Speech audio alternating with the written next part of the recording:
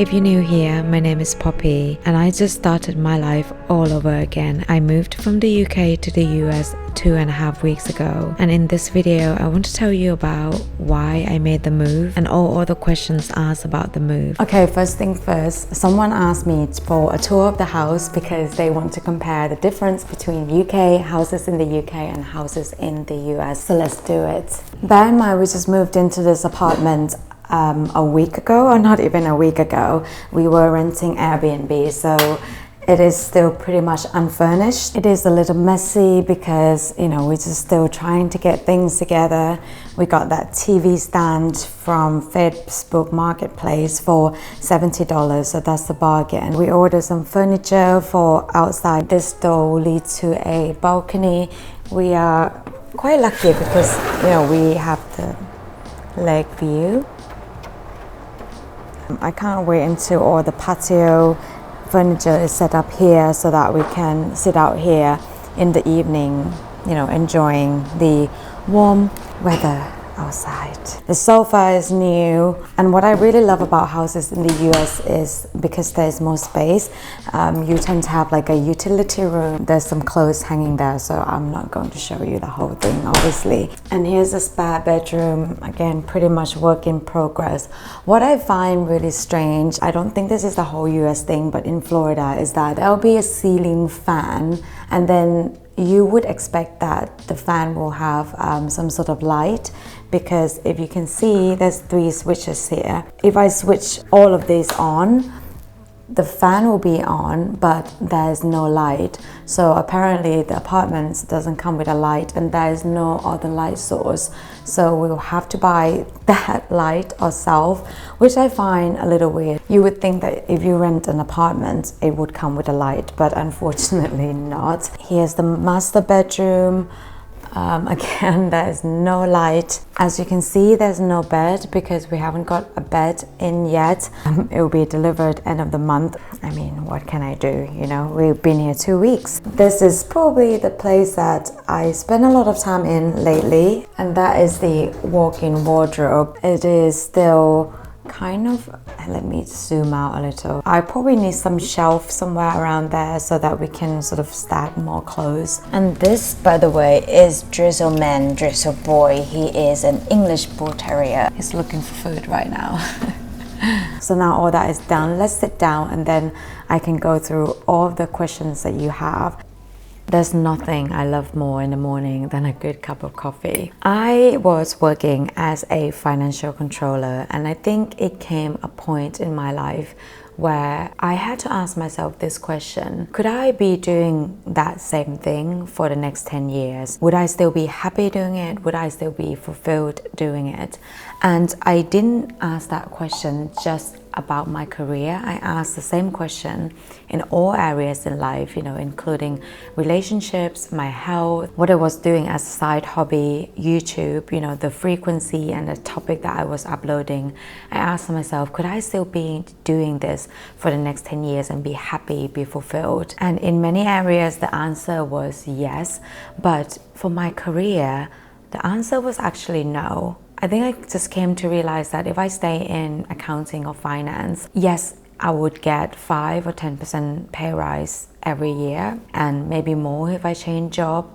But would that really bring me a fulfillment? And it sort of hit me because the answer was no. So I think that question for me was really important because that made me realize that the career that I was pursuing, being, you know, promoted to finance director or CFO and maybe eventually CEO with a bit of pay rise every other years or so, wasn't going to serve my life purpose, wasn't going to fulfill me. But then it came another problem, which is I actually didn't know what else to do. And I think for a lot of us, when we realize that we hate our job, we don't like our career, and we want to change, we struggle with the same question of what else am I going to do? And it prompted me to look back at all my work histories and see where my skills lies, and look at all my previous jobs and see what did I enjoy about the job, to try to map out what could I be doing in the future. And what I realized was that I am actually 100% a jack of all trades. I've not specialized in anything, but I know a little bit of everything. I've done a bit of sales, I've done marketing, I've done project management, I have been doing social media, I've been working in finance and accounting for the past 8 years since I've been in the UK. And I just did not know what to do with that. It wasn't until one day a video came up and it made me realize that actually being a generalist is pretty perfect for running a small to medium business. So therefore the idea of running some sort of business was sort of planted in the back of my mind. As usual, as many of us do, sometimes we have good ideas but we don't execute it. So I didn't do anything with it and I let the idea just sitting there. And I actually uploaded a video not too long ago about having a good life working 9 to 5 and you don't have to start a business.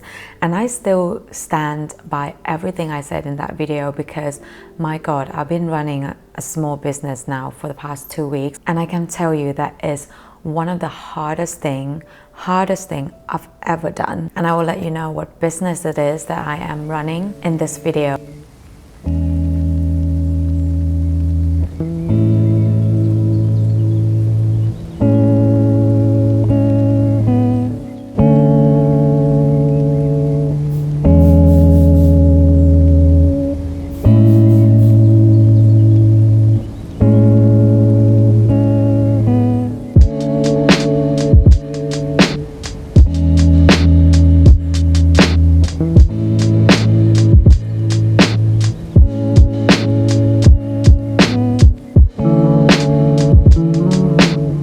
Another question that came up a lot was why moving country and why moving to the USA. And I think it's worth mentioning that not only that I have lived in 3 different countries as I mentioned in the previous video, but my husband has also lived in 4 countries now, I think. So the idea of moving abroad doesn't sound as daunting. And a lot of people think that the reason that we're moving to Florida is really just because of the weather.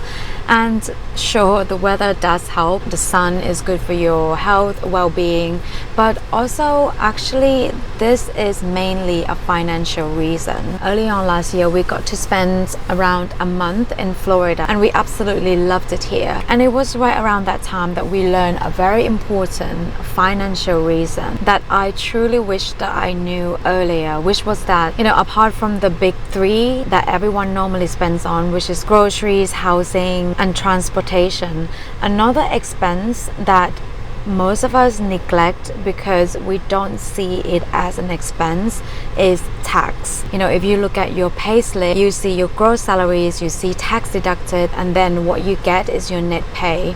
And because you never really see that gross salary hitting your bank account, it never really felt like taxes is actually an expense. But when we started looking at taxes as an expense, we come to realize that if we really want to build net worth within the next 5 years or 10 years or so, which is one of our financial goals, reducing tax expenses can really help us so much. In the UK, we were paying around 35% and some year we were paying 40% tax in our combined income. It was just so difficult to build significant wealth, and not just the income tax that is high. So in the UK there is this value added tax or VAT, which adds 20% on top of everything, goods and services that you buy apart from fresh produce. So not only you get between 30 to 40% get taken out of your pay, you also pay 20% extra on all or most of the expenses. And I am not against paying taxes, hence why I want to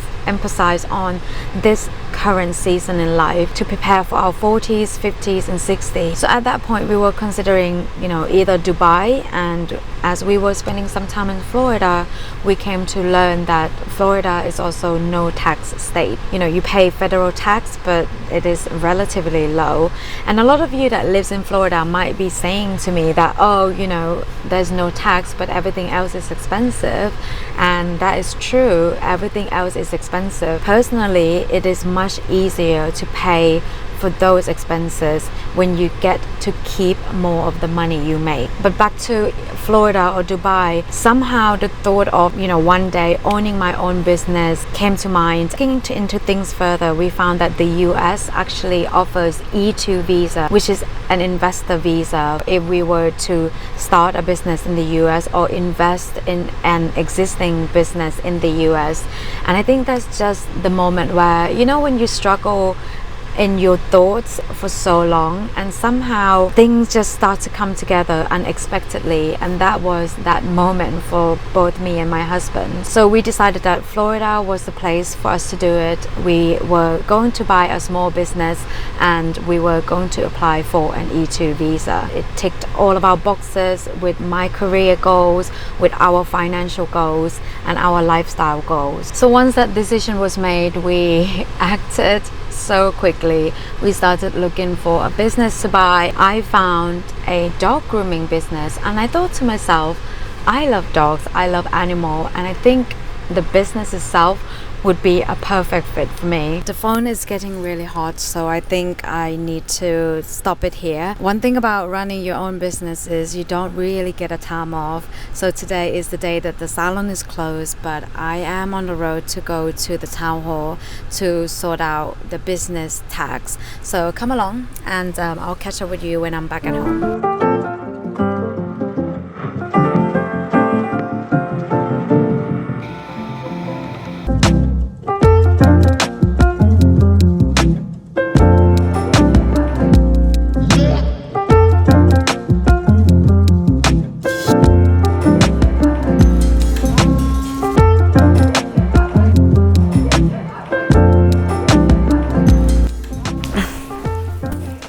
Okay, at this point, you might be wondering, how are things going? And I am going to be very brutally honest. If you were to ask me this question, I would say 3 days ago, I would say that I'm not really sure if this was the right decision, because the first 10 days of being in a new country and new job, learning the gist, the operation of a business that I've never done before, all at the same time, was an incredibly stressful and difficult time for me. It was a big change in lifestyle, and there were days that I wonder if I made the right decision. But now this is my third weekend in the country. I have completed my 2 weeks in the business, and I have to say that I am really glad that I trusted my guts, because it was definitely the right decision for me to move and to change career. A while ago, I listened to the podcast between Trini, I think her name is Trini Woodall, and she said something very interesting. She said, when you are making a very difficult decision and you're not sure if it is going to be the right one, the question that she always asks herself when she comes to this crossroad is that whether or not she can bear the alternative. And for me, when I made that decision to move over here, to quit my corporate job, I asked myself this same question, because I just couldn't bear the alternative anymore. I couldn't bear being in the corporate job that, yes, I was really good at and certain days I enjoy, but I was always longing for something else, and I just couldn't bear the alternative of ignoring that voice in my head. So yes, it's been extremely difficult time, but I don't regret that decision at all. I don't regret moving here, and I can only see good things coming out of it. Growth can only come when you feel uncomfortable, and I know, and it's only been a couple of weeks, I already know that I have grown so much, and there will be more room for me to grow. And that's beyond financial gains, beyond working on our financial goals. That is already a win. Now I want to go through all of the questions that's being asked in that video. Some of you have asked about the visa process. If you have any questions on E2 visa or things like that, I don't really want to cover that in depth in a video, because I don't want my channel to be sort of, oh, how to move to the US sort of channel. Feel free to DM me on Instagram. Another question was, did you move with your husband? Yes, I moved with my husband and my dog. How did you move all your big furniture? So we actually didn't bring any large furniture with us. But what we did was we packed 3 boxes of little things that we felt like we needed. So yeah, we moved with not much with us at all. We had 4 big luggages, and then we shipped 3 big boxes. And there are loads of shipping company that would do that. You just need to, watch out the prices. I think if we were to ship the sofa, 1 bed, and a dining table and the dining chairs and 10 boxes, I think we were quoted around £4,000, so $5,000, and you can pretty much furnish like a house for that price. And someone asked what's the name of the book again that I mentioned in the last video. Thank you so much for hanging out with me today. It's really been enjoyable having you guys see the new life that I have here. And yeah, I have a good feeling about this move. I know already that it is going to be positive, and I can only hope that my journey has inspired you to do something amazing. Even though you're scared, even though you're unsure, I'll see you in the next video. Bye.